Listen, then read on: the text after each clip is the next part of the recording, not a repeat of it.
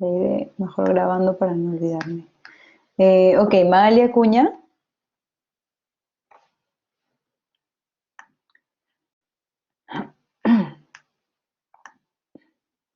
Mario Alvarado, gracias. Nilber Ayaque, gracias. Claudia Bravo, gracias. Carmen Rosa Cerrón, ya te vi. Emily Cóndor también, ya te vi. Viviana Cotrina, gracias. Tatiana Lorrieta, ok. Carlos Estrada,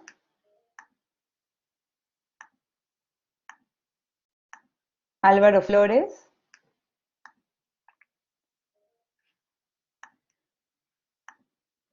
listo.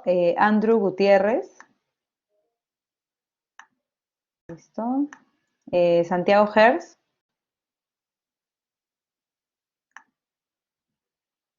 Santiago Gers. Sofía Jo, gracias. Álvaro Juárez,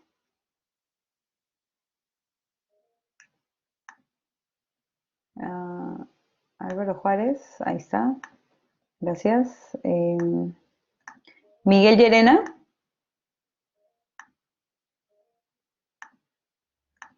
gracias.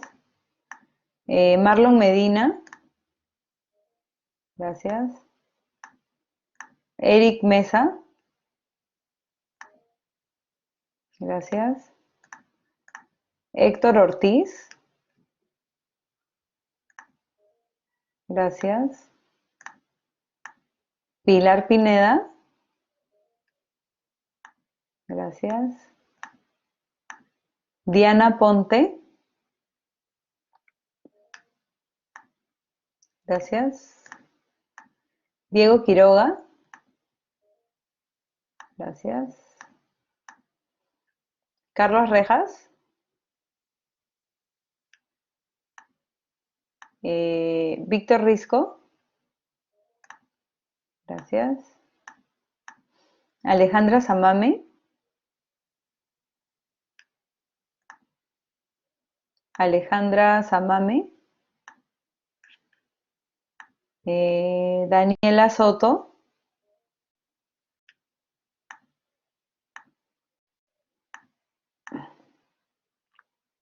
Aníbal Torres,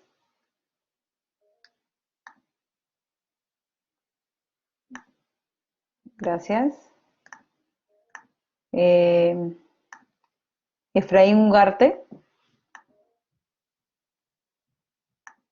gracias. Carla Valdés, gracias. Valeria Valdivia,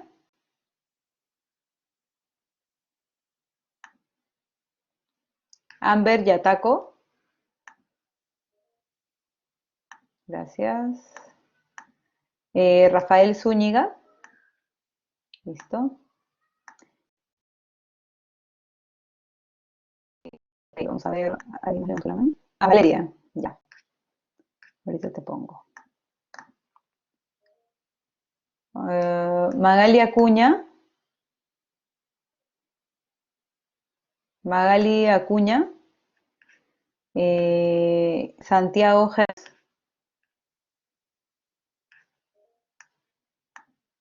gracias.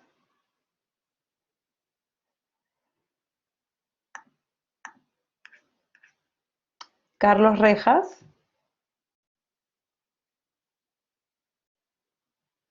Alejandra Samame,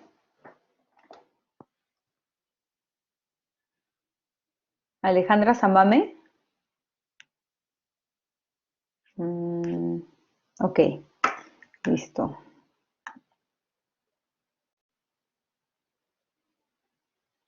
Ok, ahora sí pasamos a la clase de el día de hoy.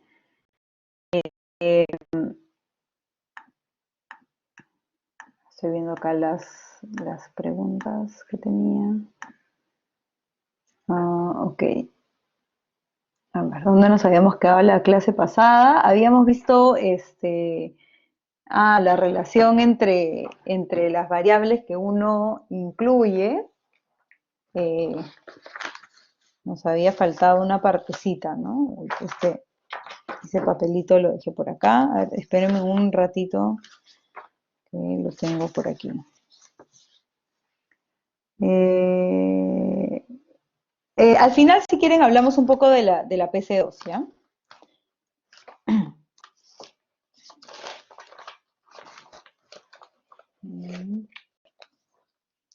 Este. Ah, no, este es.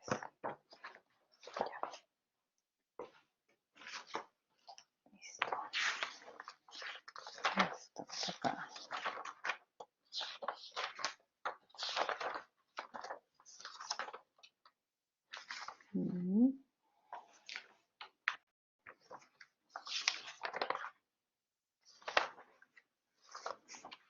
Se me ha escondido un...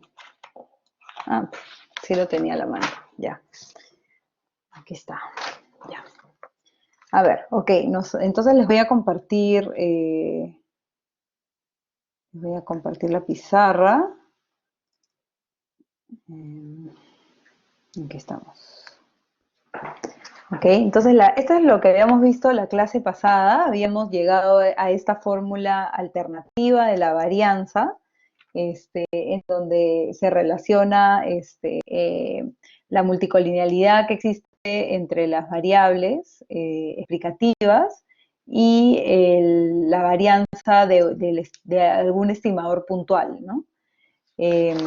Y habíamos quedado en ver algunos casos que me parece que ya los han utilizado en la dirigida, pero por ahí me mandaron un par o al menos recuerdo un correo en donde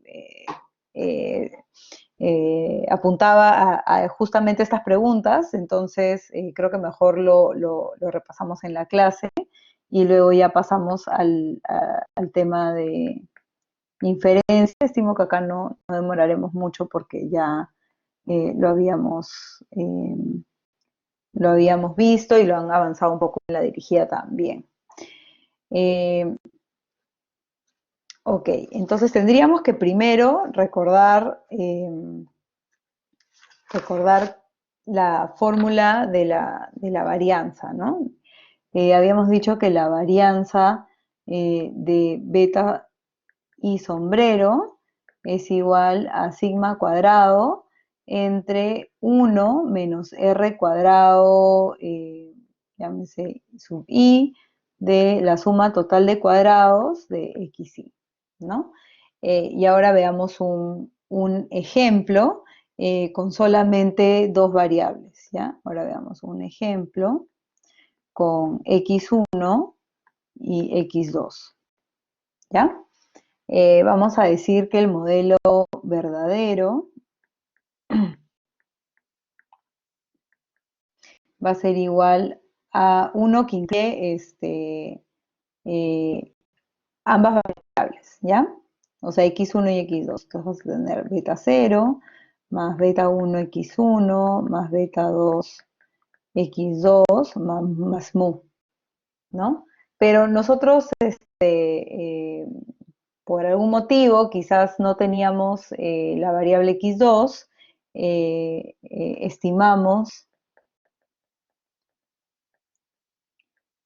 nosotros estimamos un modelo que no incluye x2, ¿no?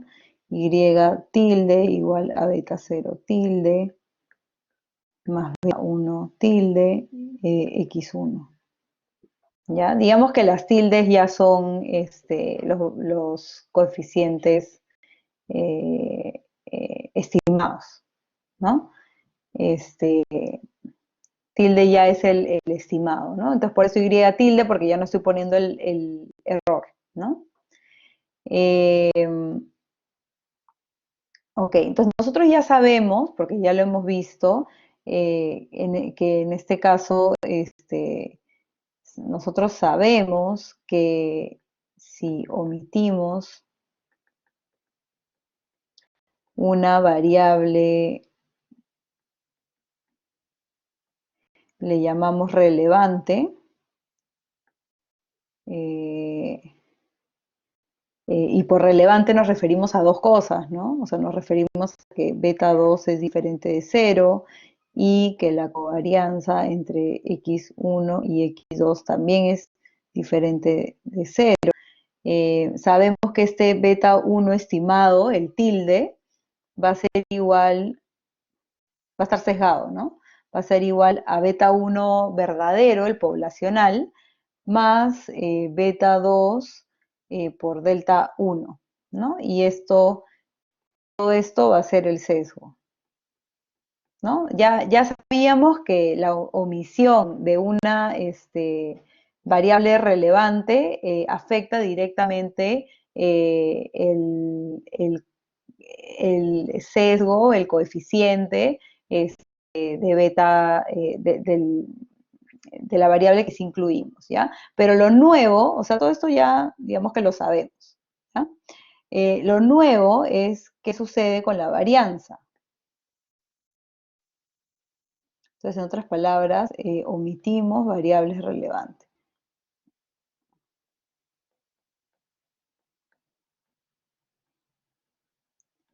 ¿Ok?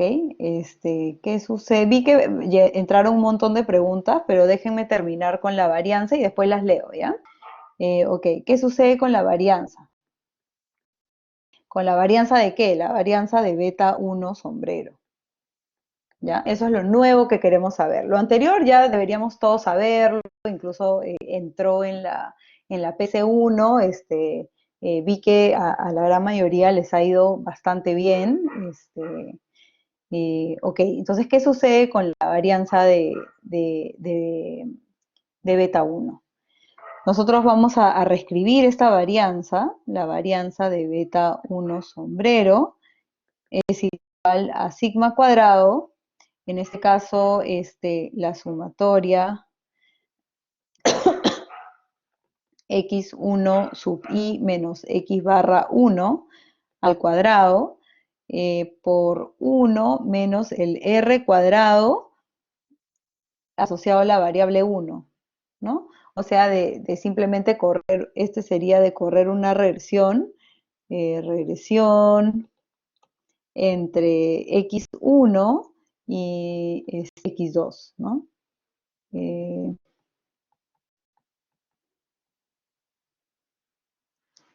¿No? Y recuperar este r cuadrado, ¿no? Eh, esa sería la varianza de beta sombrero. Pero ¿qué va a ocurrir con la varianza de beta tilde? ¿No? O sea, esta es la varianza verdadera, ¿no? La de beta 1 sombrero, ¿ya? Pero ¿cómo es la varianza de este otro estimador beta 1 tilde? O sea, cuando yo omito la variable x2, solamente va a ser sigma cuadrado entre la sumatoria de x1y menos la media de x1 al cuadrado. Nada más, no tengo ese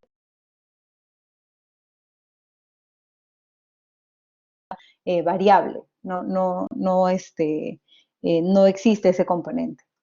Entonces ahora yo puedo comparar directamente ambas varianzas, ¿no?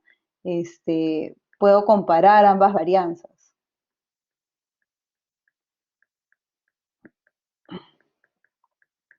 ¿Ok? Entonces veo que la varianza de beta 1 sombrero, ¿ya? Que es la que tenía en la página anterior, es 1 entre, es exactamente 1 entre 1 menos este r cuadrado de 1 por la varianza de beta 1 tilde, ¿no? Porque todo el resto es lo mismo, ¿no? Todo el resto es lo mismo. Esta parte de acá es exactamente igual, ¿no? Solo varía en que le estoy dividiendo por 1 menos r cuadrado de la relación entre x1 y x2, ¿no? Entonces hay algo que yo sí puedo decir acerca de la magnitud de estas dos, este, ¿cómo se llama? De estas dos variables, ¿no? ¿Qué va a ocurrir? Lo que va a ocurrir es que la varianza, o sea, a ver, recordemos que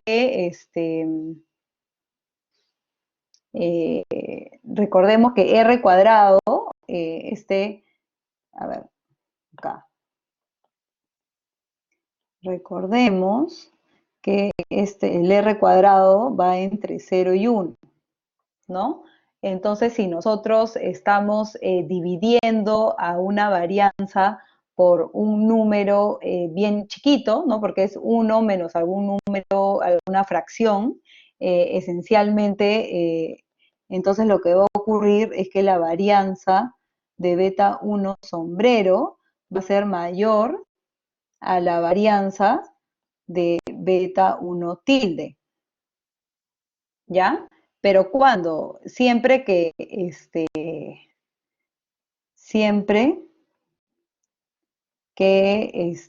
x1 y x2 estén correlacionados, ¿no? Porque si están correlacionados, el r cuadrado va a ser diferente de 0, ¿no? R cuadrado,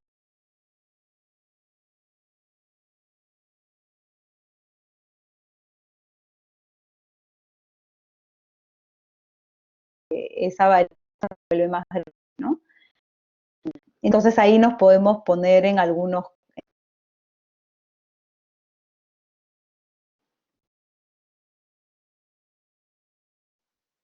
Ok, entonces a ver.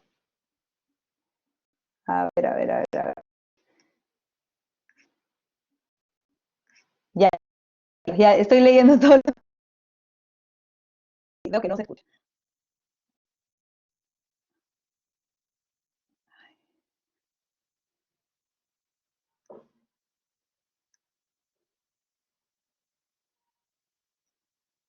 ¿Ahora me escuchan o nadie?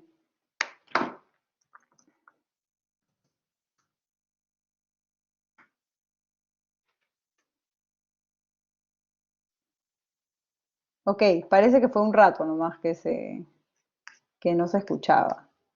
Ok, qué bueno, ya. Ok, entonces, recapitulando, porque no sé desde dónde no escucharon, si omitimos una variable, ¿ya? Nosotros vamos a tener una varianza, eh, vamos a tener una varianza más pequeña, ¿ya? Más pequeña, siempre que la variable que omitimos y la que sí incluimos estén correlacionadas, ¿no? Por la fórmula que habíamos visto, ¿ya? Entonces, nos podemos poner en algunos casos, ¿no? Eh, Podemos ver algunos casos, ¿no? Entonces, el caso uno, digamos que puede ser cuando este beta 2 es diferente de cero, eh, nuestro, cuando beta 2 es diferente de cero, bueno, el resumen de lo que ya habíamos visto, ¿no? Lo que sabemos es que beta 1 tilde es sesgado, ¿ya? Y varianza, bueno, el beta 1 sombreros lo incluimos, este sí es insesgado, ¿no? Y la varianza de beta 1 tilde, o sea, cuando omitimos x2, es menor que la varianza de beta 1 sombrero, ¿ya? El siguiente caso, ahora, esto no significa, o sea, solo estamos viendo qué sucede Su chico, estamos mal hoy día, ¿ah? Sí, sin ver la pizarra.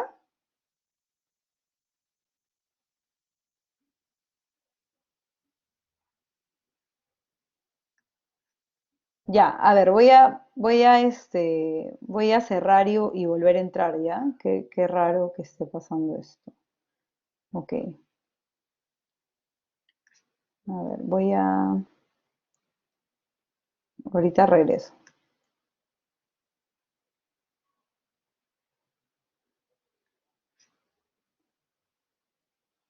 Ok, a ver, lo que voy a hacer es nuevamente compartir la pantalla, ¿ya? A ver si ahora sí la ven completa.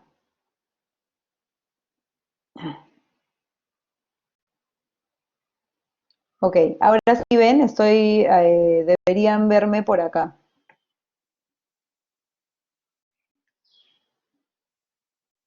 Ya, ok, perfecto. Ya. Ok, entonces el primer caso es el que habíamos desarrollado. Entonces, si nosotros omitimos una variable que es relevante porque beta 2 es diferente de cero, lo que va a ocurrir es que si simplemente la omitimos, vamos a tener un estimador sesgado. Si la incluimos, sí va a ser insesgado.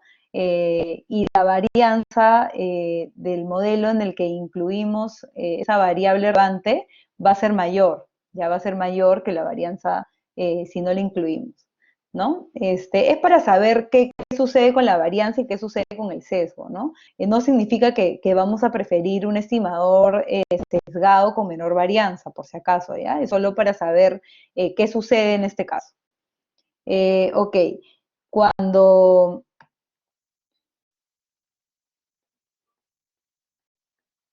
no, no, Emily, sale así. No, la varianza del sesgado es menor que la varianza del insesgado. Y eso sale por la fórmula, porque la varianza del insesgado es igual a la varianza del sesgado multiplicado por un número que es menor, dividido por un número que es menor que es una fracción, ¿no? Ok. Cuando beta 2 es igual a cero, ¿ya? Eh, Cuando beta 2 es igual a cero, tanto beta uno tilde, o sea, cuando no incluyo esa variable, como cuando sí le incluyo, o sea, el sombrero, los dos van a ser insesgados, ¿ya? Eh, y de todas maneras me va a seguir ocurriendo que la varianza de beta uno tilde va a ser menor a la varianza de beta uno sombrero. Entonces, en este caso sí yo podría decir, bueno, si al omitir la variable x2, mi estimador de x1 siempre va a ser insesgado, yo preferiría, ¿no? Preferiría no incluir x2 y quedarme con lo que me dé una varianza del estimador más chiquita, ¿no?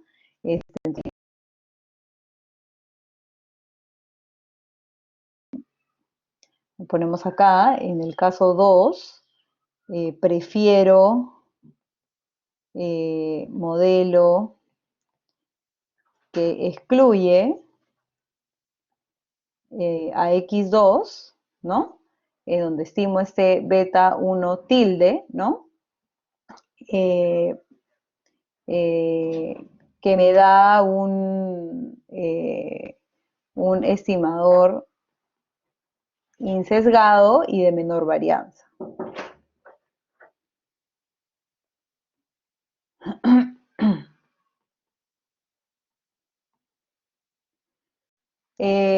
Ok, a ver, veo que hay algunas preguntas.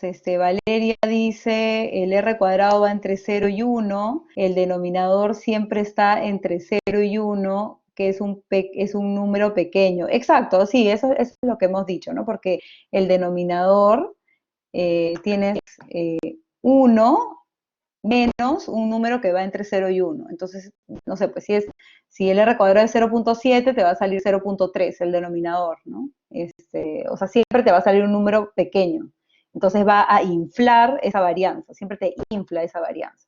Salvo que el R cuadrado sea 0, ¿no? O sea, si el R cuadrado es exactamente 0, por eso acá ponía esta acotación, ¿no? Siempre que x1 y x2 estén correlacionados, ¿no? Si no hay ningún tipo de relación, entonces ese R cuadrado va a ser 0 y las varianzas van a ser iguales esencialmente, ¿no?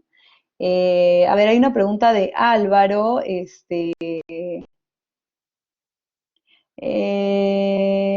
el modelo original beta 1 sería considerado insesgado a pesar de que tenga correlación con x2, pero independencia frente a la perturbación. Eh, en el modelo original, imagino que te refieres al modelo verdadero que decíamos. Ok. En este, siempre claro, o sea, porque este beta 2 no va a tener ninguna relación con x1, entonces uno puede añadirlo y no, como no tiene relación con x1, no va a afectar ese coeficiente, va a seguir saliendo insesgado, ¿no? Y si lo omitimos, lo mismo, ¿no? Porque no existe ninguna correlación entre ambas,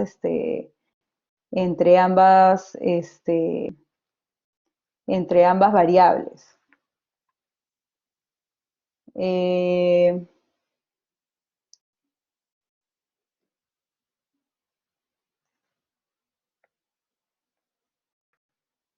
ok, a ver, creo que, no sé si se están adelantando o estamos avanzando. Ya no estoy siguiendo las preguntas. ¿A qué se refieren con las notas?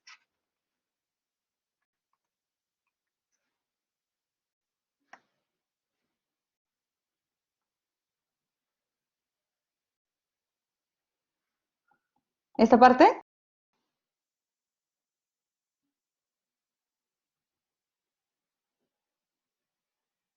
Claro, beta 1 tilde es beta 1 parámetro, beta 2 por delta 1. Estamos diciendo que delta 1 es 0, ¿no? Entonces es insesgado, sale lo mismo.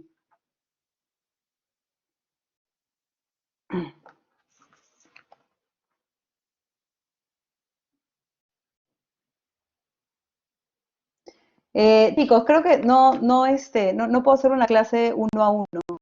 No estoy siguiendo las dudas que están teniendo. O sea, lo que habíamos dicho del sesgo, que es lo que habíamos puesto acá, perdón, lo que habíamos puesto por acá, beta 1 tilde, es lo que ya habíamos resuelto antes, ¿no?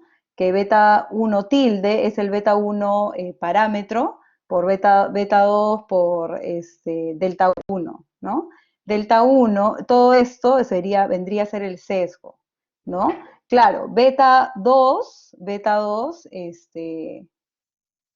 es que lo que pasa, Valeria, es que hay un montón de formas de expresar esto. Acuérdate que beta 2 es covarianza entre varianza. Yo no lo estoy escribiendo así, ya, pero ya ustedes se acuerdan. Cada uno de estos beta 2 y delta 1 proviene de covarianza entre varianza de las variables que correspondan, ¿no?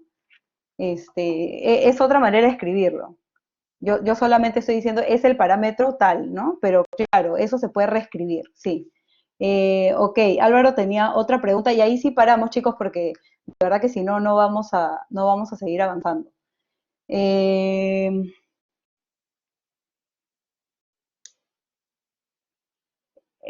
claro, Álvaro, lo que pasa es que está relacionado, o sea, si tú omites x2, ¿ya? Si tú omites x2 y x2 está relacionada y x2 está relacionada con x1, esencialmente se te va el error. Entonces, por eso hablamos de que sea sesgado en ese caso, ¿no?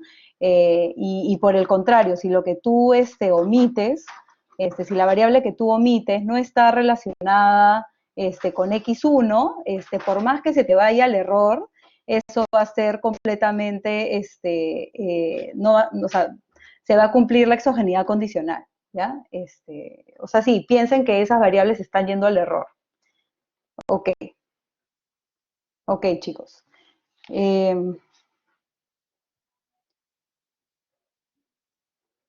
Eh, Héctor, ¿por qué si omites beta 2 ambos son insesgados? En verdad, y sí te recomiendo que ya veas las tres anteriores, porque eso hasta lo hemos desarrollado, lo hemos derivado. Ok, chicos, ya, entonces ahora sí tenemos que seguir avanzando, ¿ya? Ok, entonces en este caso 2, en el caso 2, como les decía, lo que necesitamos, o sea, lo que nos conviene en realidad sería omitir la variable x2, porque si en ambos casos tenemos un estimador insesgado, pero en el modelo con menos variables podemos tener una varianza más pequeña, claramente ese sería el modelo que yo prefiero, ¿no? Eh, eh,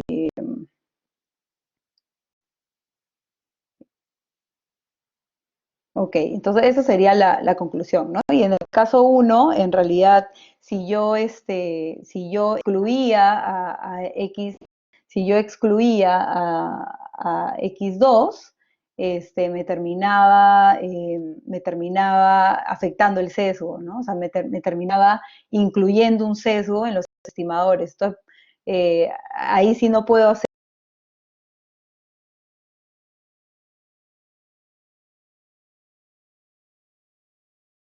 A ver, un poco de paciencia, porque creo que está ahora el... ¿Ahora sí me escuchan?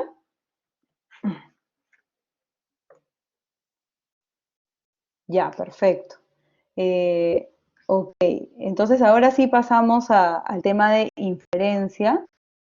En general, en este horario, más hay confesión en, en las redes, así que sí, sí les pido tener un poco de paciencia, ¿ya? Ok, ya, entonces ahora sí pasamos a inferencia. Ok. Ya, entonces para inferencia vamos a ver una serie de pruebas.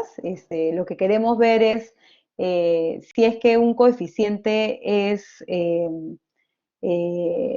lo más común que vamos, la terminología más común que vamos a utilizar es si es estadísticamente significativo o no, y eso es porque usualmente nosotros vamos a querer saber si es que incluir alguna variable eh, eh, efecto diferente de cero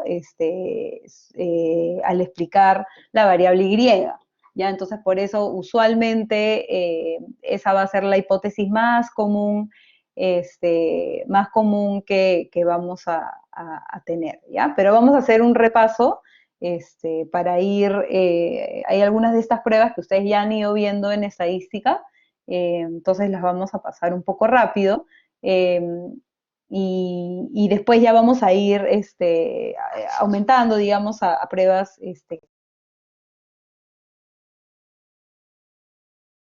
que se ven en este curso.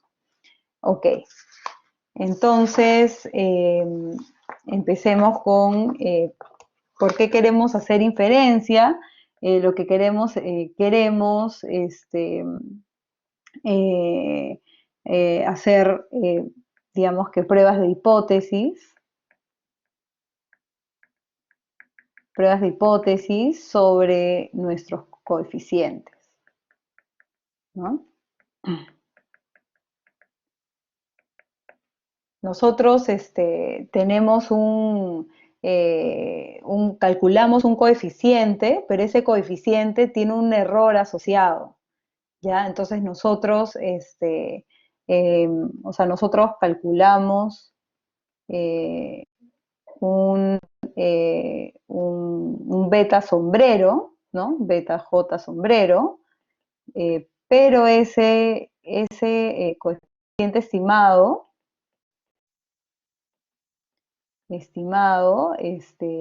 tiene una varianza, ¿no?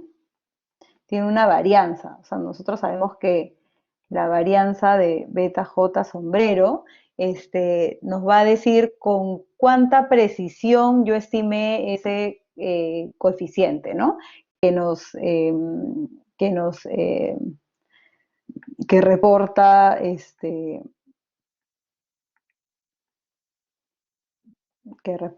la precisión. Ese es otro término que ustedes pueden escoger, la precisión del estimador, ¿no? En términos intuitivos, nosotros quisiéramos, imagínense que estiman una regresión y le sale que beta sombrero es 2. Ustedes quisieran saber si, como ese 2 tiene una varianza, tiene un error asociado, un error de estimación, nosotros quisiéramos saber si ese 2 en verdad es 2.1 o 1.9, o de repente tiene tanta varianza ese estimador que hasta podría ser negativo. ¿Ya? Eso no quisiéramos. Nosotros quisiéramos estimar un coeficiente, tener un coeficiente estimado cuya varianza sea lo más pequeña posible para que nos dé información un poco más precisa, ¿ya? Nos dé información un poco más precisa. Ok. Eh, y bueno, entonces nosotros para poder hacer estas pruebas de hipótesis y decir, bueno, comparar si el coeficiente que nos sale es igual o diferente de cierta hipótesis que nosotros tengamos, vamos a tener que tomar en cuenta esta varianza que tiene ¿ya? Vamos a trabajar bastante, trabajaremos eh, usualmente con la raíz cuadrada de la varianza del estimador. ¿Ya? A esta se le va a llamar el error estándar. ¿Ya? Se abrevia SE de beta J sobre, ¿ya? Entonces, usualmente cuando corremos una regresión, lo que vamos a querer mirar y un poco recordando el pantallazo de la regresión que corrimos la clase pasada, la clase pasada yo les dije, bueno, hasta ahora solo conocemos un par de columnas, ¿no? Una de esas columnas que conocíamos era justamente este error estándar, ¿no? Que es la raíz cuadrada, o sea, es esencialmente la desviación estándar de la varianza del estimador, ¿no? Solo para, como ese nombre es súper largo, ya por convención se le llama error estándar, ¿no? Ya todo el mundo sabe que si hablas del error estándar, es la desviación estándar del estimador, ¿no? Ok. Entonces nosotros vamos a tener que utilizar ambos datos, ¿no? En alguna prueba de hipótesis que querramos implementar. Entonces nosotros, el test más común va a ser una prueba de hipótesis individual, ese va a ser lo más común que hagamos. A ver, hagamos un repaso. La prueba de hipótesis va a ser un estadístico que está basado en una prueba, en una muestra aleatoria, perdón, que nos permite analizar con algún nivel de confianza razonable si es que la hipótesis nula que tengamos se cumple o no se cumple. Entonces, por ejemplo, nosotros podríamos querer testear, tener una hipótesis nula, que, no sé, el beta J es igual a 0, y nuestra alternativa sería que beta J es diferente de 0. Cuando es de este estilo, igual o diferente, lo vamos a llamar una prueba a dos colas, ¿ya? Que es lo más común, ¿ya? Les dejo de tarea que ustedes repasen cómo se vería, cómo se vería cuando es una cola, este, H0 y HA, cuando es prueba a dos colas, perdón, a una cola.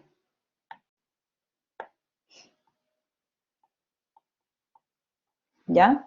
O sea, esencialmente lo que estamos queriendo ver es, tenemos una regresión, llámese Y sub I igual a beta 0 más beta 1x1 sub I más puntos suspensivos beta J X J I más mu sub I, ¿ya? Y nosotros queremos hacer alguna prueba de hipótesis uy, sobre este coeficiente, oh, ese es feo, ya no importa, ya, sobre este coeficiente de acá, ¿no? Nosotros queremos hacer una prueba de hipótesis sobre ese coeficiente beta J, ¿ya? Eh,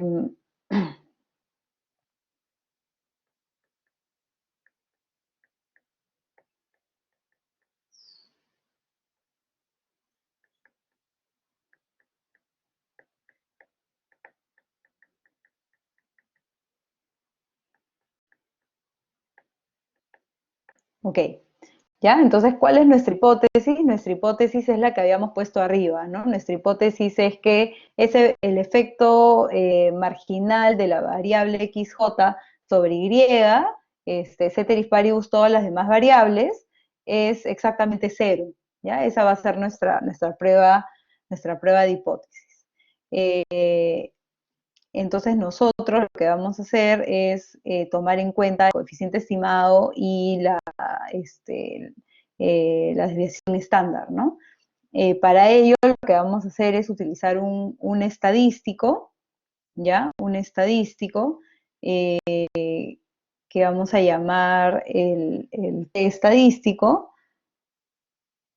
Uh, vamos a crear un T estadístico que es exactamente igual a beta J sombrero menos el beta J parámetro entre el error estándar, ¿no? De beta J sombrero. ¿Ya? Y este T estadístico va a distribuir T con n menos k menos 1 grados de libertad. Entonces, sí, bueno, vamos un poquito de estadística, lo que teníamos que hacer es ir a la tabla T, ¿no? Ir a la tabla T, mirar cuál es el valor crítico cuando tenemos n menos k menos 1 grados de libertad. Pero si recuerdan esa tabla T había un adicional que teníamos que escoger, ¿no? Nosotros teníamos que también decir cuál va a ser el nivel de significancia que queremos utilizar en esta prueba, ¿no? Vamos a tener que definir el nivel de significancia al que queremos hacer la prueba.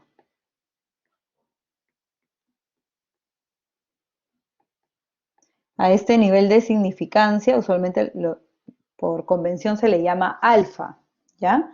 El alfa más común es 5%, eh, eh,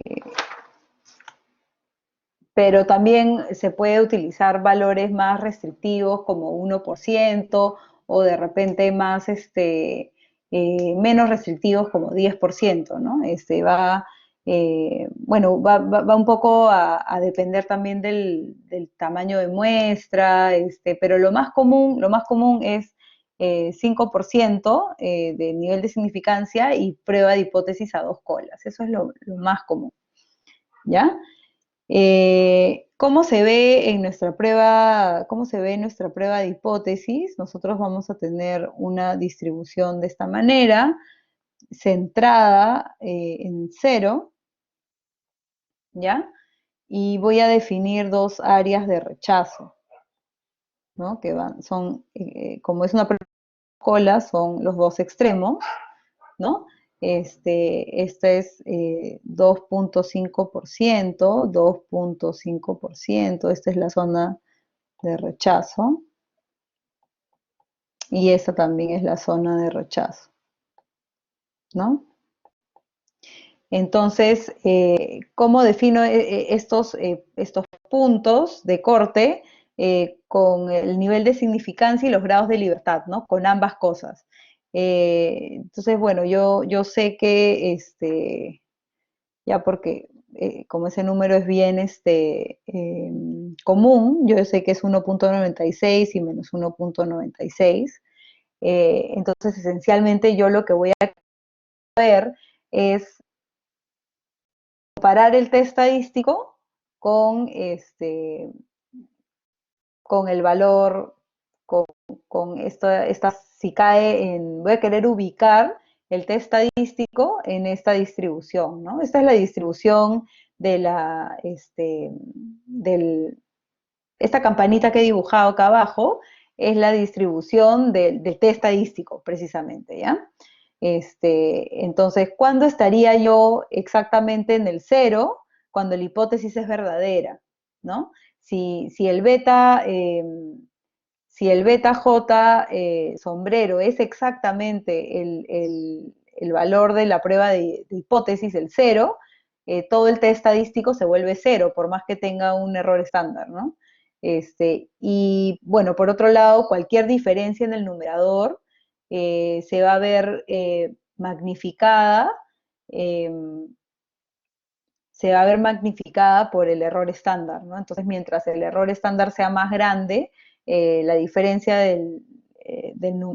ese valor del numerador se va a volver más grande, ¿no?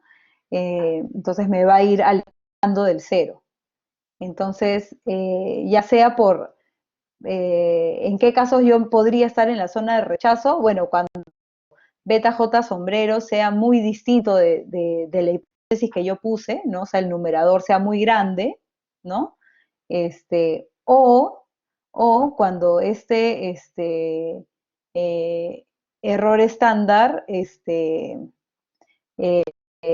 bueno, perdón, en este caso sea chiquito, de tal manera que magnifica todo la acción, ¿no? Entonces, en ese caso voy a estar bien lejos de este área digamos que aceptación, ¿no? De la nula.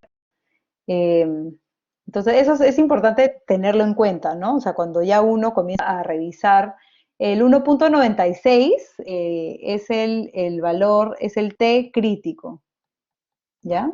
Le llamamos al T crítico.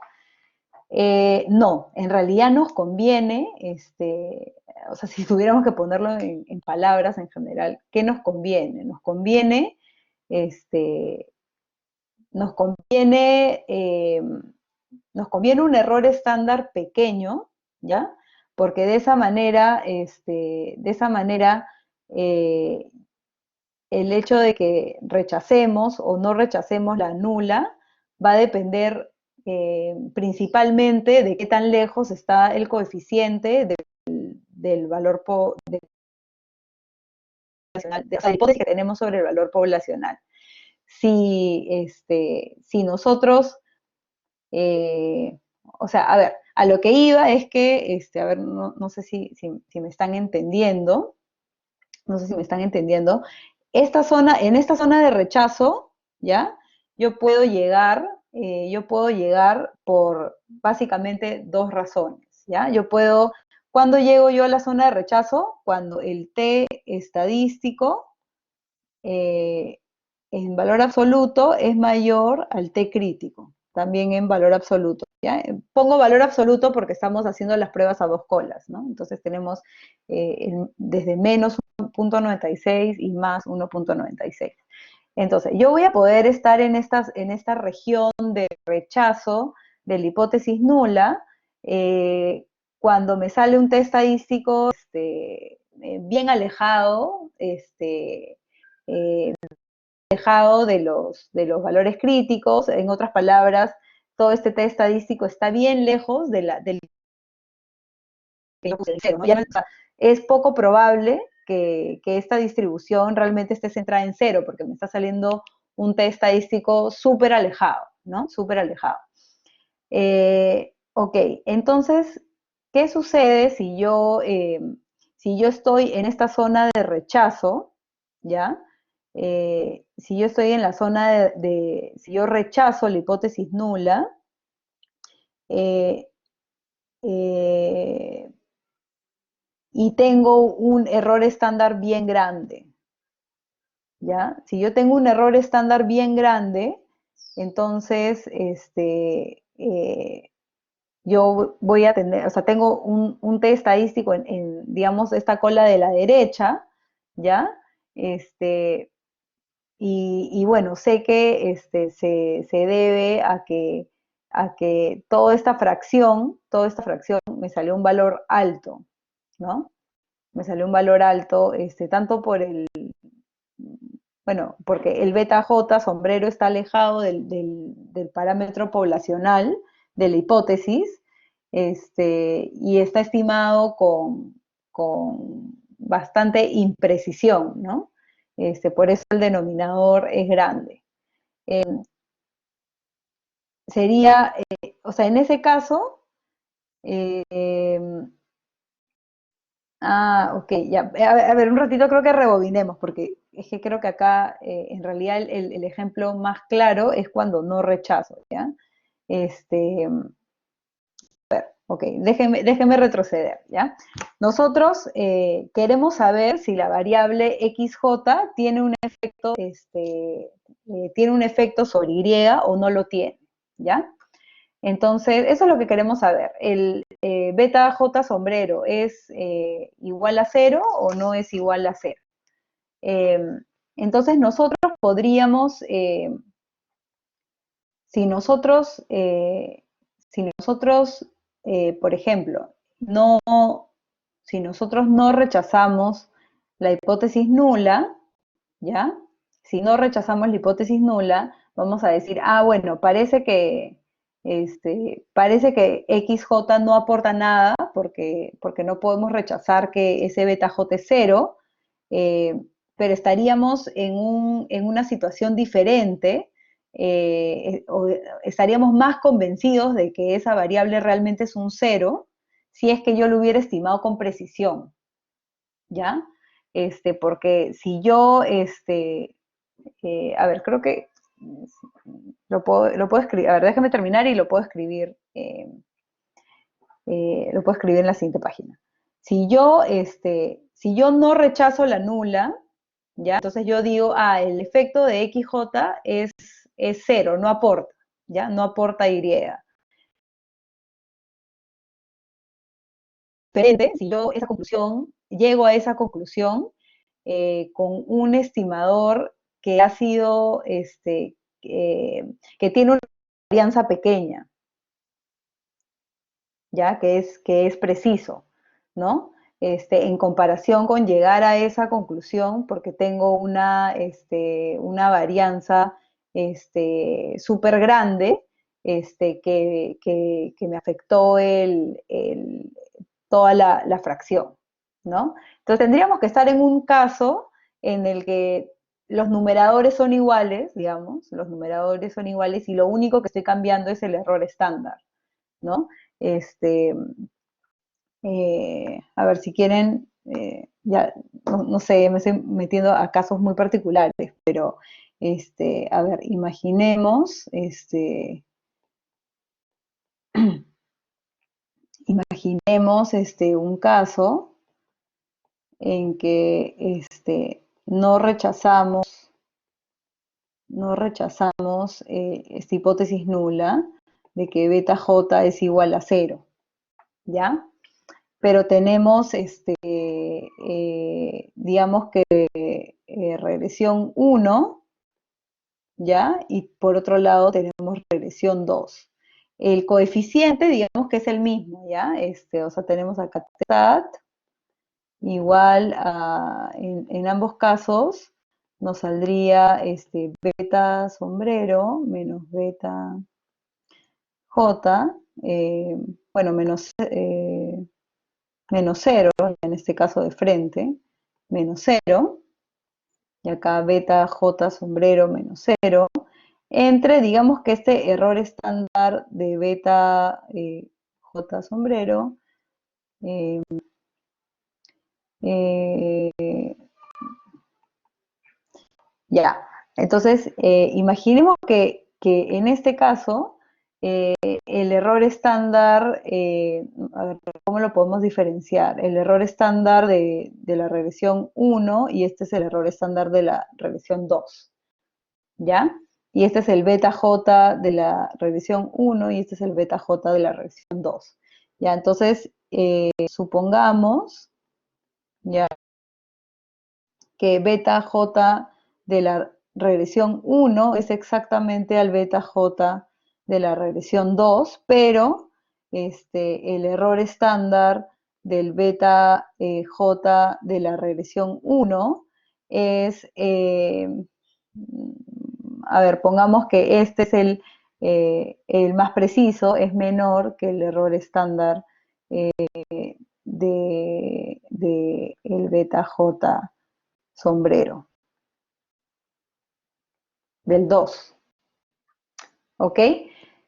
Entonces, en ambos casos, yo me pondría, si no rechazamos, en ambos casos, digamos que tenemos esta campanita, tenemos la zona de rechazo, ya todo esto, eh, ¿no? Este es el menos 1.96, 1.96, y digamos que en un caso, a ver, este va a ser centrado en eso, ¿ya? Y el otro, a ver, entonces vamos a tener con azul, pongamos la regresión uno, nos va como el denominador es eh, más pequeño, todo el test estadístico es más pequeño, entonces digamos que nos sale algo por acá, digamos que por acá nos sale el t estadístico de la regresión uno, ¿ya? Y el t estadístico de la regresión, perdón, este sería el de la regresión 2, este sería el de la regresión 2, la regresión 2. Y el t estadístico de la regresión 1, como tiene un error estándar más pequeño, lo divides por un número más pequeño, por lo tanto todo el t es más grande, ¿no? Entonces me va a salir t por acá, ¿no?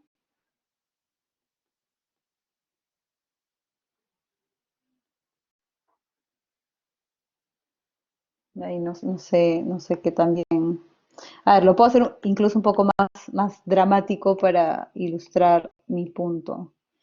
A ver, ahí está, ya. Con rojo, ¿ya? Pongo el otro. Imagínense que me sale por acá, ¿ya? Este va a ser el t-stat del uno, ¿ya? Entonces, en el caso, el test estadístico de la regresión uno me saldría grande porque el error estándar es pequeño, ¿no? Entonces, bueno, me saldría una cosa por acá. Eh, En este caso yo voy a poder, bueno, si no rechazo, voy a estar un poco convencido de que no rechazo con cierta confianza porque lo he calculado con bastante precisión el error estándar. En cambio, en el testat 2, el testat 2 me ha salido algo bien alejado del área de rechazo, ¿ya? Bien cercano al cero, esencialmente por el, por el error estándar, ¿no? O sea, porque el error estándar en este caso es bastante grande, entonces me afectó todo el test estadístico, ¿ya? Si nosotros observáramos los dos casos, dirían, bueno, no hay problema, ¿no? O sea, no hay problema porque en ambos casos igual estoy viendo que me sale en el área de no rechazo. Pero en la práctica nosotros tenemos una sola base de datos. Sí, exacto, a eso quiero llegar, Claudia. En la práctica, nosotros no es que vamos a tener la regresión uno y la regresión 2 y las vamos a poder comparar, no, no vamos a tener eso. Simplemente vamos a tener un solo resultado y vamos a poder ver, bueno, cuánto es el coeficiente, cuánto es el error estándar y concluir algo al respecto, ¿no? Entonces, eh, en el caso del testat 1, como está dividido por este número bien chiquito y ese t es, digamos que lo más grande que puede ser, yo voy a estar más confiada, si es que de un no rechazo, ¿ya? De un no rechazo de la hipótesis nula. En cambio, en el caso 2 yo cuando veo algo así, voy a tener la duda de si es que se debe a la imprecisión o sea, si ese cero, si esa conclusión de que beta J es cero se debe a que efectivamente la variable no aporta o a que fue estimada con tanto ruido que esencialmente el test estadístico me va a salir súper alejado del área de rechazo, ¿no? Entonces, por eso yo, digamos que a ver acá, eh, ok, un, eh, una prueba de hipótesis, ¿no? Una prueba de hipótesis eh, con, con un error estándar pequeño, me da más certeza acerca de la conclusión eh, eh, mm, a la que llego, ¿no? Y voy a poner sobre todo, eh, sobre el no rechazo de H0. ¿Y por qué pongo sobre todo del no rechazo de H0? Porque si yo tengo un error estándar eh, bastante ruidoso, este,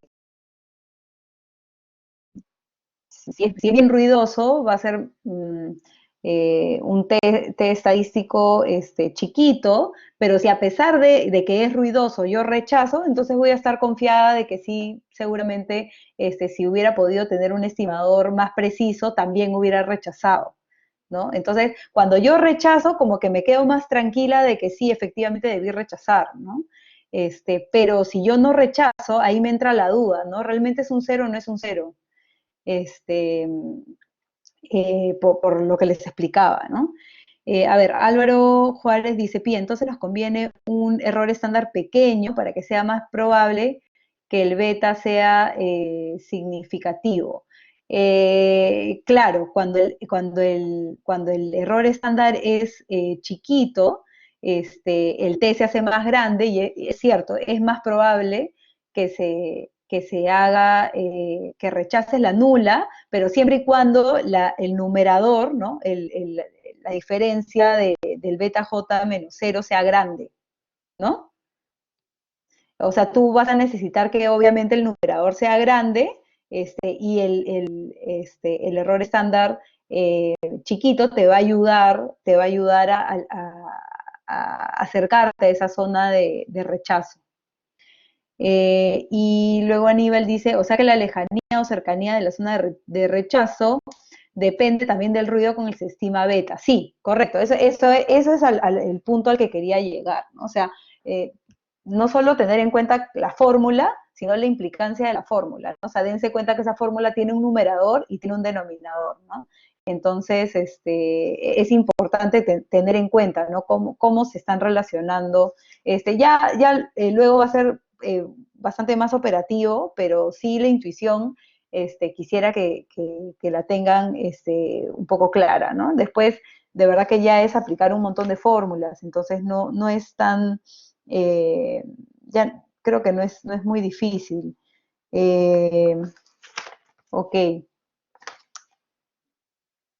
Si no se rechaza la hipótesis, ¿qué problemas tendría si hay mucho ruido?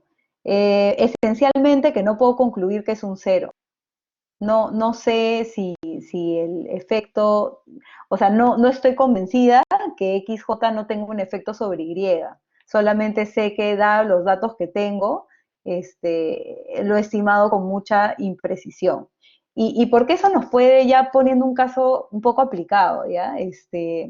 Usualmente, algunas de las preguntas empíricas a las que queremos contestar es queremos saber si, no sé, algún programa tiene algún efecto o no, ¿no? Si yo, no sé, reparto libros de texto a los colegios públicos, quisiera saber si esos libros de texto tienen algún impacto sobre los aprendizajes de los chicos, ¿no? O sea, quisiera saber el impacto de ese programa en concreto.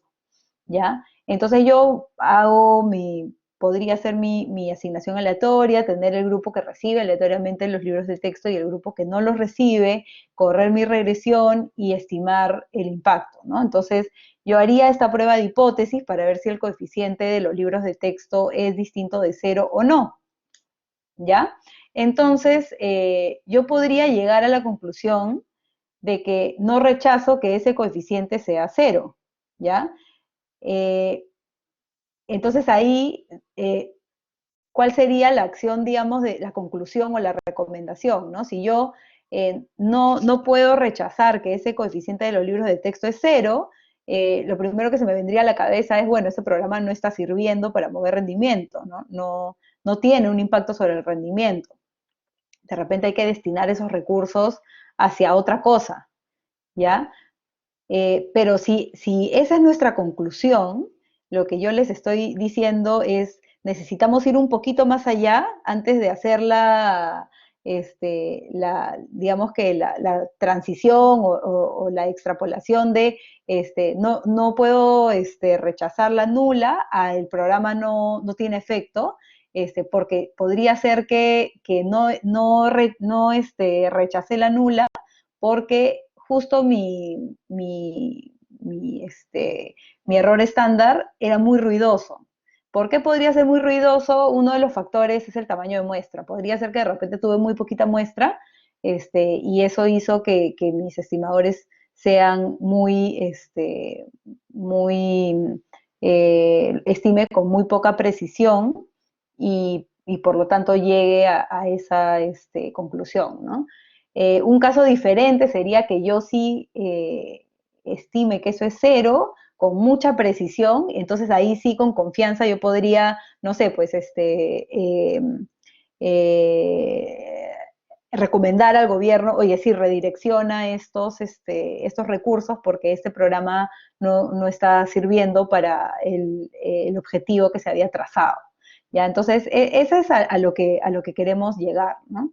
A ver, Álvaro Flores tiene otra pregunta. Si no se rechazara la hipótesis, ¿qué problemas tendrías? Ah, ya eso es lo que ya había respondido. O sea, como B, sombrero, es muy variable, no podemos afirmar con seguridad si este es cero. Sí, de hecho, eso lo vamos a ver, exacto, esa es otra manera de verlo con el intervalo de confianza. Ya ahorita, justo es lo que me tocaba hacer, ¿ya? A ver, ahora sí les voy a compartir las diapositivas de la clase de hoy, que ahí tenía ah, estas otras formas de estimar, de hacer inferencia con los datos. Ok, entonces, bueno, el primer slide es un repaso de la prueba de hipótesis que ya habíamos visto. ¿No? Tenemos que establecer una nula y una alternativa. Ya les he dicho, bueno, en clase hemos visto el ejemplo cuando hay una prueba a dos colas, pero ustedes revisen cómo se vería esta prueba a una cola. Tenemos que calcular un t estadístico que sigue la fórmula de la ecuación 1, que es lo que ya habíamos visto, que distribuye t con n menos k menos 1 grados de libertad, ¿no? Ese t estadístico lo calculamos para comparar contra un valor crítico que me define la zona de rechazo y de no rechazo de la hipótesis nula, ¿no? Ese t crítico lo sacamos de, bueno, la tabla de probabilidades de la distribución T, o, bueno, si tenemos ya muchos grados de libertad, vamos a terminar utilizando la normal. Este, y necesitamos definir algunas cosas, ¿no? Como el nivel de significancia, los grados de libertad, que es n menos k menos 1, o sea, el número de observaciones menos el número de variables explicativas que incluyo, menos 1 por el intercepto, ¿no? Y también para el t crítico voy a tener que eh, definir si es que mi prueba es a una cola o a dos colas, porque como vieron en el gráfico de la campanita que les mostré de la distribución T, el área de rechazo yo en el gráfico lo había partido en dos, ¿no? Porque era una prueba a dos colas, entonces el 5% de significancia esencialmente lo partí en 2.5% por ciento a un lado de la cola y 2.5% al otro lado de la cola, ¿no? Y el último paso es la conclusión, ¿no? O sea, nosotros vamos a poder rechazar la hipótesis nula si es que el t estadístico es en valor absoluto mayor al t crítico, ¿no? Cuando nosotros hacemos una prueba de hipótesis para ver si algún coeficiente es diferente de cero, tiene un nombre, lo vamos a llamar significancia individual.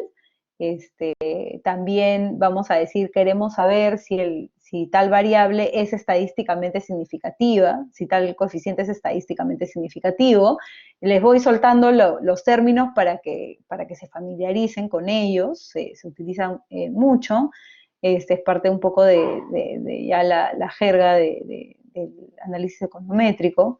Este, eh, y bueno, rechazamos la hipótesis nula si es que el, el, el beta J vamos a decir, es estadísticamente significativo a tanto nivel de significancia o a tanto nivel de, eh, bueno, de confianza, que sería 1 menos el nivel de eficacia. ¿Ya? Como estamos poniendo estos parámetros arbitrarios, ¿no? Yo al final mi conclusión sería, eh, puedo rechazar la hipótesis nula de que beta J es diferente de cero a un nivel de significancia de 5% o a un nivel de significancia de 10% o 1%. ¿Por qué es importante incluir el nivel de significancia en la conclusión? Esencialmente porque el T crítico puede, o sea, de hecho cambia en función al nivel de significancia que uno utilice, ¿ya? Entonces podría ocurrir que rechace la hipótesis nula a ciertos niveles de significancia, pero que no la rechace a otros niveles. Ya va a depender bueno, de los elementos del test estadístico, ¿no? O sea, de la precisión y de qué tan lejos esté el beta estimado del beta hipótesis, ¿no? Del beta parámetro, de la hipótesis que tengo sobre el beta parámetro. Entonces, podrían haber casos en que a diferentes niveles de significancia, donde 1% es el más restrictivo de los niveles convencionales y 10% es el menos restrictivo dentro todavía de los convencionales.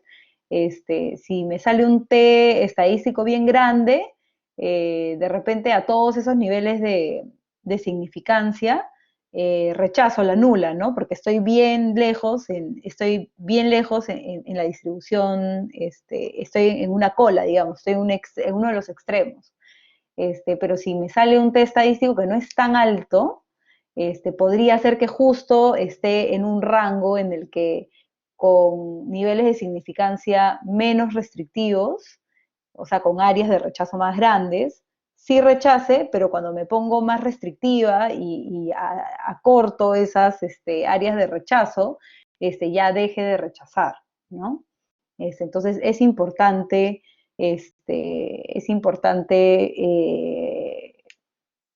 especificar, ¿no? Qué nivel de significancia estoy utilizando.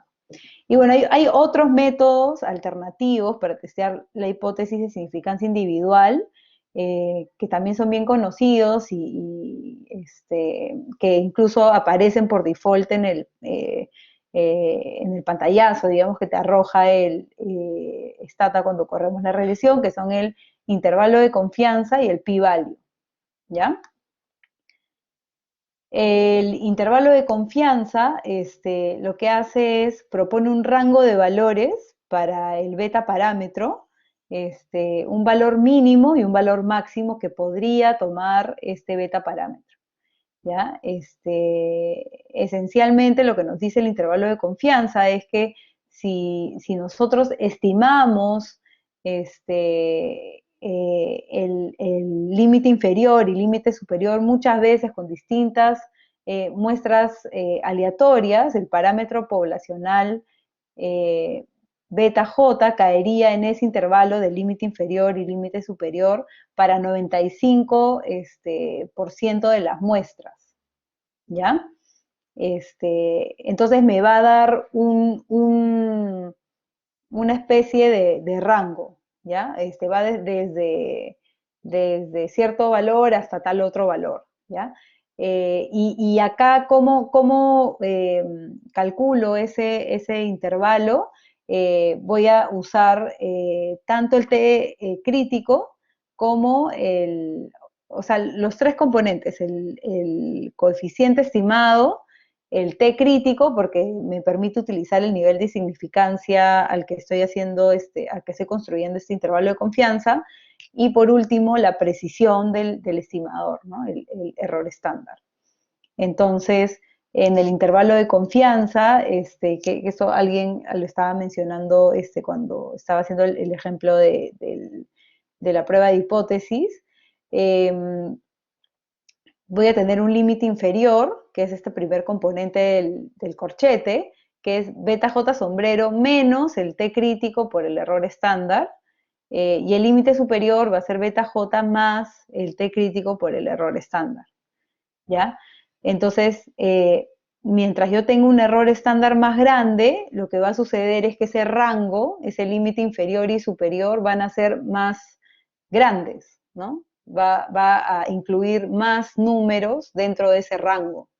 Y eso no es bueno porque yo no voy a estar muy segura de cuánto es el verdadero valor de beta, ¿no? Porque es diferente decir, yo he estimado un coeficiente de 2, que en verdad, de acuerdo a la precisión que tengo, podría ir entre 1.9 y 2.1, ¿ya? Diferente a decir, he calculado un 2, en verdad puede ir desde -1 hasta +4. ¿No? En el segundo caso, en realidad no puedo concluir nada, ni siquiera podría concluir si ese 2 es diferente de 0, ¿no? Porque ese intervalo de confianza incluso me incluye el 0. Entonces no aporta, información, ¿no? O sea, no me está dando una información muy concreta sobre la cual yo pueda concluir. Diferente era si yo estimo un intervalo, podría ser que incluya el cero, pero que sea corto, ¿no? O sea, de menos punto uno hasta punto uno. Ya, eso más o menos sé que es más o menos cero, ¿no? Está centrado más o menos en cero y el intervalo es cortito, ¿ya? Para hacer el paralelo con lo que hablábamos antes del test estadístico. Ok, entonces el intervalo de confianza también nos va a dar información bastante útil para concluir, ¿ya? Entonces, si nosotros queremos si nosotros queremos concluir acerca de la significancia individual, o sea, si nuestra hipótesis nula es que el coeficiente es igual a cero, ¿ya? Nosotros podemos construir el intervalo de confianza y esencialmente ver si ese intervalo incluye al cero o no lo incluye, ¿ya? Porque si el intervalo de confianza incluye al cero, yo no voy a poder rechazar a ese nivel de significancia que el coeficiente es cero, ¿no? O sea, no voy a poder rechazar la hipótesis nula. Pero si el intervalo de confianza no incluye el cero, entonces yo con, eh, con cierto nivel de confianza, voy a poder decir, sí, esa es que este coeficiente es distinto de cero, ¿no? Entonces, resumiendo, los pasos que tenemos que calcular para el intervalo de confianza es establecer la hipótesis nula, establecer una hipótesis alternativa y tenemos que recordar que solamente debemos identificar si es a una cola o a dos colas para establecer esta hipótesis nula. También tenemos que establecer el nivel de confianza o la significancia a la que queremos trabajar. ¿Para qué? Para calcular el T crítico, que es parte de la fórmula, ¿no? Y bueno, para la fórmula del T crítico también damos los grados de libertad, ¿no? Ya el paso 3 sería calcular el intervalo de confianza ya con todos los elementos que ya recogimos. Y por último, nosotros vamos a rechazar la hipótesis nula de que beta J es cero si es que el valor de cero no se encuentra dentro del rango del intervalo de confianza. Y lo mismo podría pensar con otras hipótesis, ¿no? De repente mi hipótesis no es que beta J sea cero, sino que beta J es 2. Entonces yo podría ver si es que el intervalo de confianza incluye al valor 2 o no lo incluye, ¿no? Por default, Stata siempre me muestra el intervalo de confianza al 95% de confianza, ¿ya? Hay maneras en Stata de decirle que calcule un intervalo de confianza diferente, pero uno tendría que darle alguna instrucción a Stata. Ok, y la última herramienta para hacer prueba de significancia individual es el p-value. El p-value lo que va a hacer es, en lugar de imponer yo a priori un nivel de significancia arbitrario,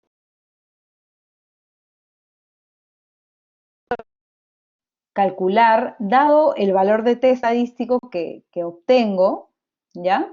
¿Cuál es el menor nivel de significancia al cual yo podría rechazar la hipótesis nula? ¿Ya? Eso también se interpreta como cuál es la probabilidad de que aleatoriamente yo obtenga un valor de la distribución t más grande que el t estadístico estimado, ¿ya?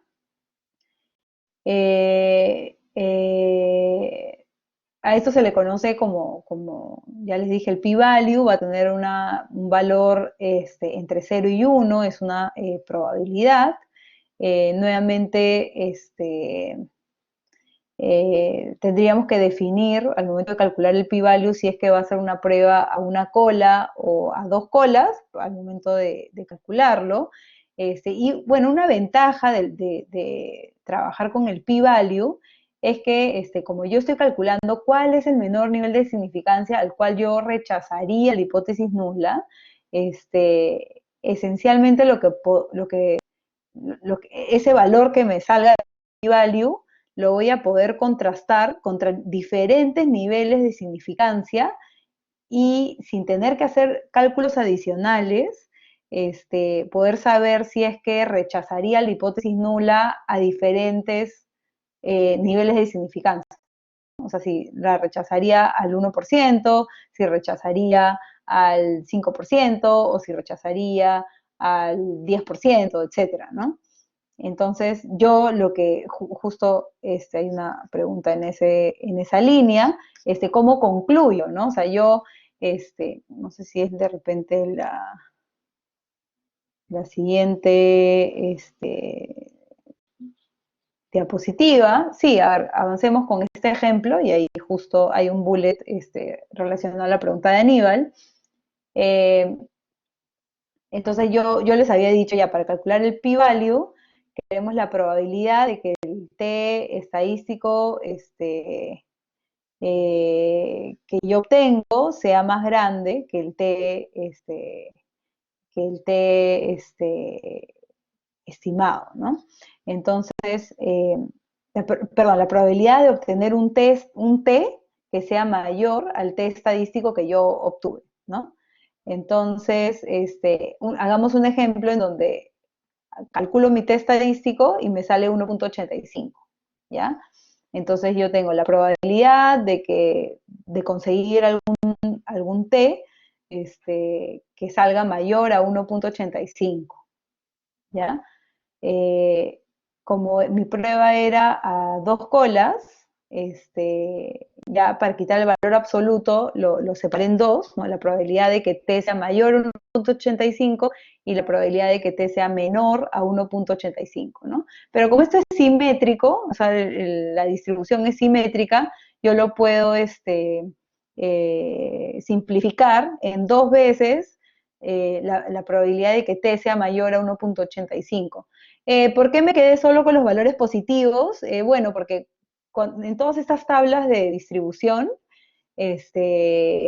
como son simétricas, no te muestran todos los valores, ¿ya? Usualmente te muestran del punto 5 en adelante, ¿ya? Entonces te muestran los positivos, ¿ya? Este, no, acá, Álvaro, no hay ningún T crítico, ¿ya? Acá no usamos el T crítico, para nada. Solamente usamos el T estadístico y queremos saber cuál es la probabilidad de que yo obtenga algún valor de T, de la distribución T, que sea mayor a ese T estadístico que yo obtuve. No estamos diciendo nada del T crítico. Ese T mayúscula, piénsenlo como el valor de la distribución T, de toda esa campanita. ¿Ya? Cuando hablamos del T crítico o el T estadístico, hablamos de un solo punto en toda esa campanita. ¿Ya?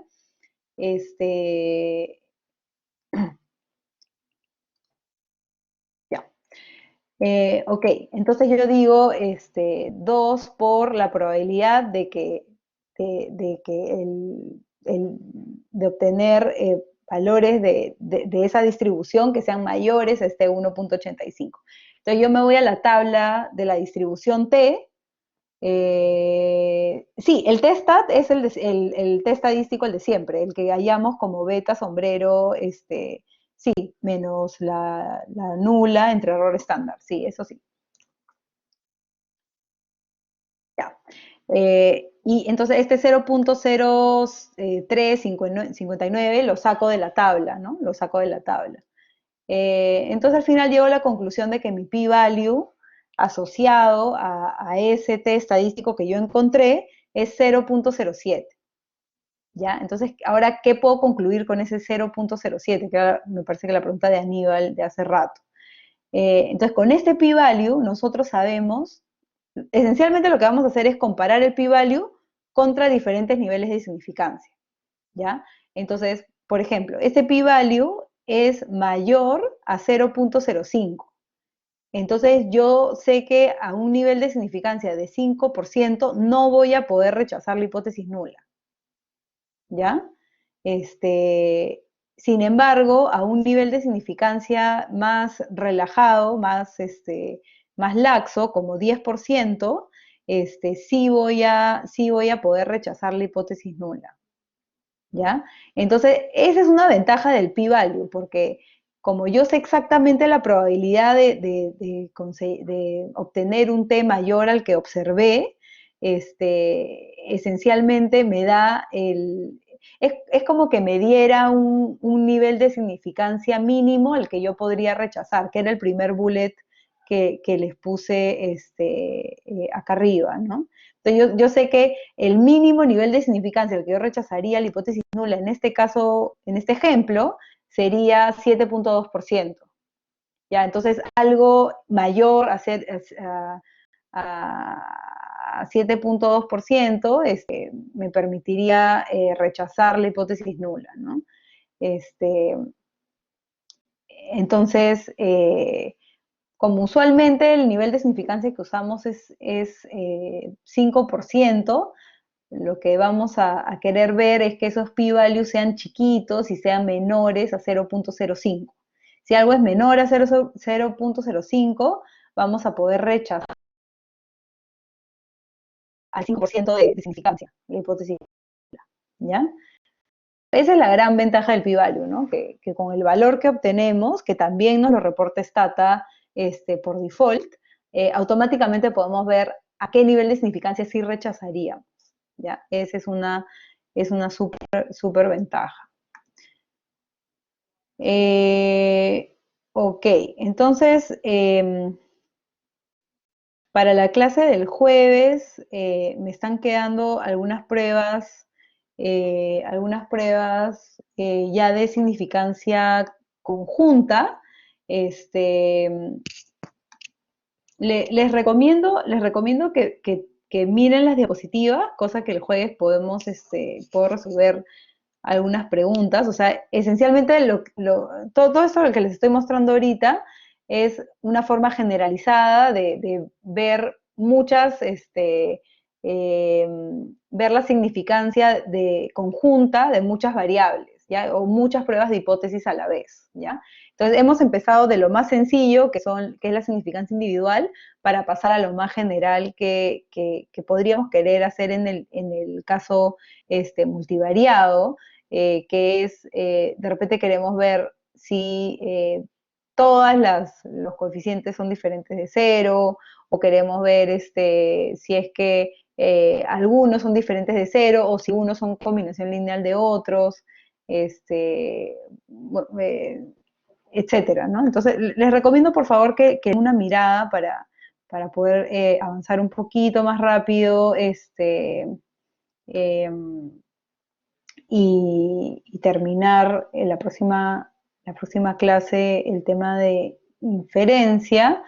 Y también tengo un ejemplo que a ver, se los voy a compartir, eh, bastante sencillo, que está también colgado en el Blackboard. Este, eh, a ver.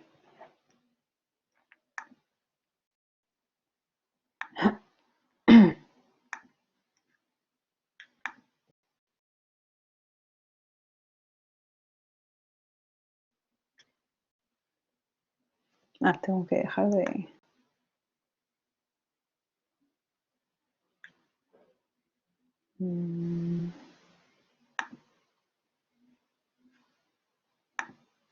Ok.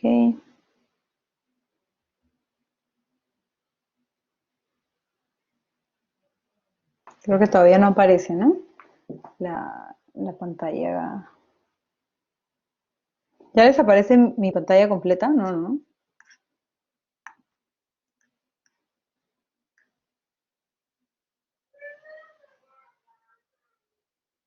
¿Pueden ver toda mi pantalla ahorita? No, no. ¿O sí? No, ¿no? Sí, pues no veo que... A ver de nuevo, a ver si ahora sí, si ahora sí quiere. Ya, ahora sí. Ok, ya lo, ahora sí deberían poder verlo bien. O sea, esencialmente es la misma base de datos que le subí la vez pasada, corre una regresión entre el logaritmo de los salarios, educación, experiencia y tenure. Eh, Antes solo conocíamos esas dos primeras columnas, los coeficientes y los errores estándar. Después de la clase de hoy día, y bueno, con la de ayer también, ya conocemos casi todo lo que aparece en este pantallazo, ¿no? O sea, ya sabemos que este T, por ejemplo, esta tercera columna, es el T estadístico, es esencialmente coeficiente entre error estándar cuando la nula es que el BT0, o sea, si quieren lo podemos demostrar al toque, si ustedes usan el comando dis de display acá en la línea de comando, esencialmente se vuelve una calculadora, ¿ven? Y entonces si hago esta división, o sea, el coeficiente menos cero, porque la hipótesis nula es que el coeficiente es cero, entre error estándar me sale exactamente el t, ¿no? Luego me sale el p-value, esta es la cuarta columna, y el intervalo de confianza al 95%, ¿no? Entonces, bueno, todos estos p-values salen cero. O sea, en realidad esto debe ser eh,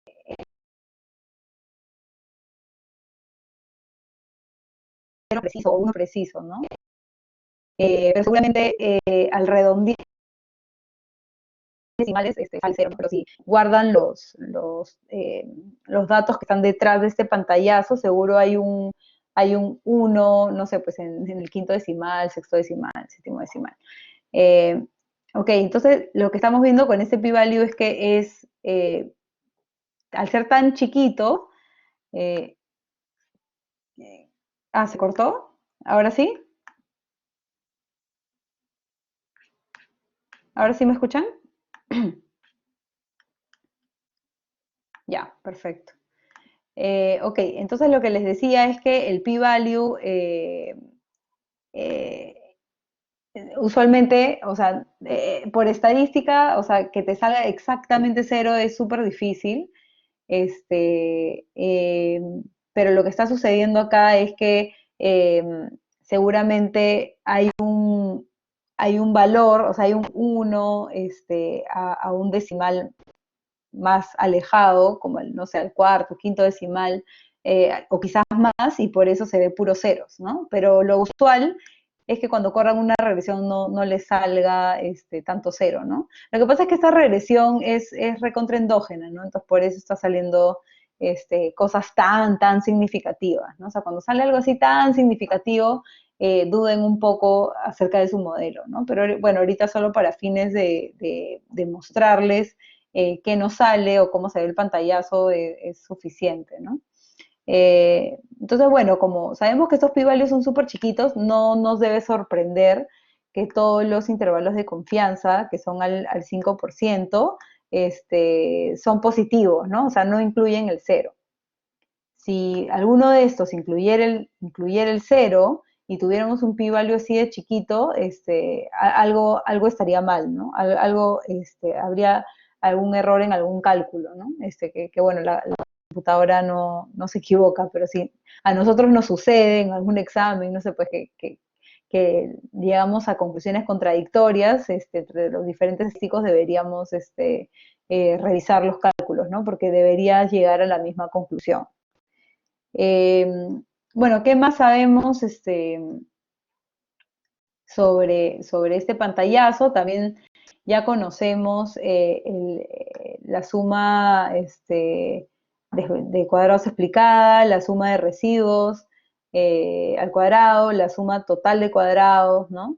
Los grados de libertad, por ejemplo, aparecen acá, 934, o sea, n 935 menos k, que es 3, ¿no? Menos 1 por el intercepto.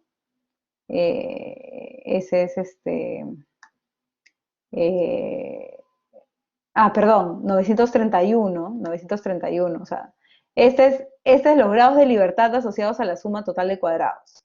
Este es los grados de libertad asociados a la suma de residuos al cuadrado y este es los grados de libertad de la suma de cuadrados explicados, ¿no? Eh, entonces, los grados de libertad en esta regresión son 935 menos 3 menos 1 por la constante. O sea, uy, no sé qué hice. Se cerró algo, ¿no? 931, esencialmente, ¿no? Eh, bueno, eso era lo que les quería mencionar. Bueno, por acá la tengo guardada también, que es lo que está eh, en el Blackboard. ¿Alguna pregunta? Voy a dejar de compartir acá.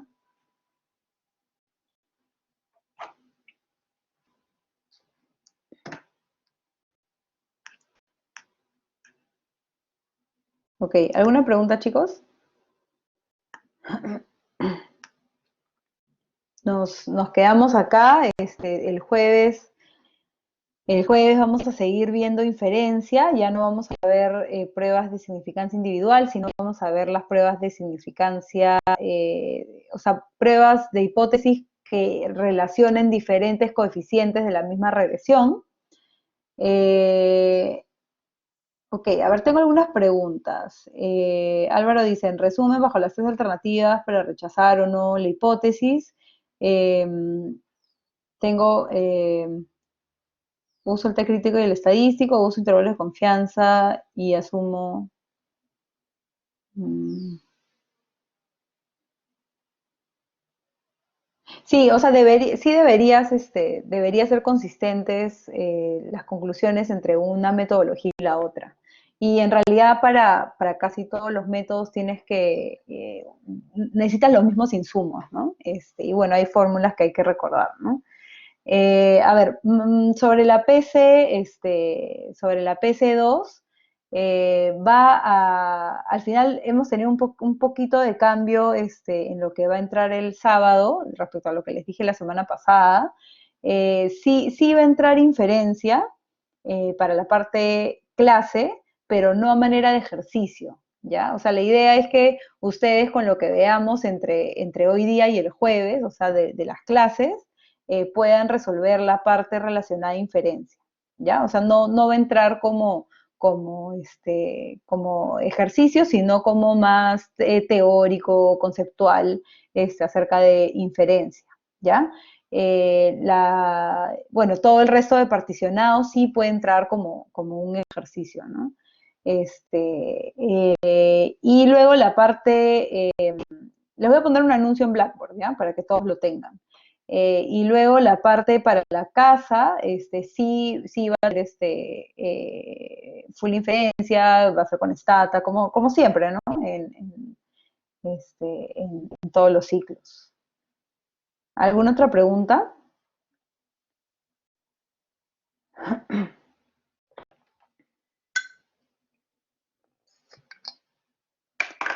El tiempo de la PC se los vamos a decir antes del examen, porque en realidad depende de cuántas preguntas sean, pero les vamos a avisar.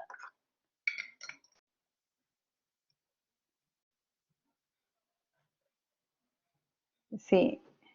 Les voy a Aníbal, justo lo dije hace un ratito. Aníbal, perdón, Álvaro. ¿Alguna otra pregunta?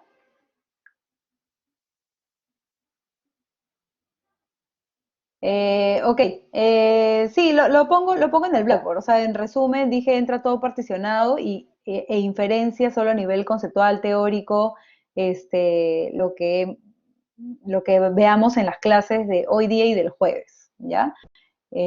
¿Cuándo se entrega la parte para la casa? Como siempre, el viernes anterior a la PC, o sea, de la siguiente semana, ¿no?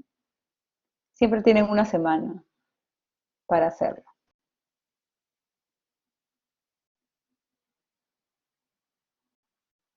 Ok, chicos, creo que esas son todas las preguntas. Yo les pongo el aviso en Blackboard, con más detalles de los temas para estar todos alineados.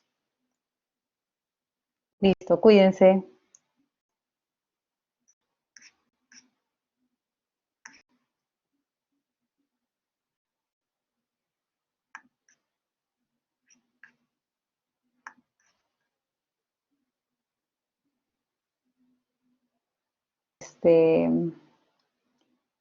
Este, Emily, esperemos que el resto termine de salir voy a dejar de grabar.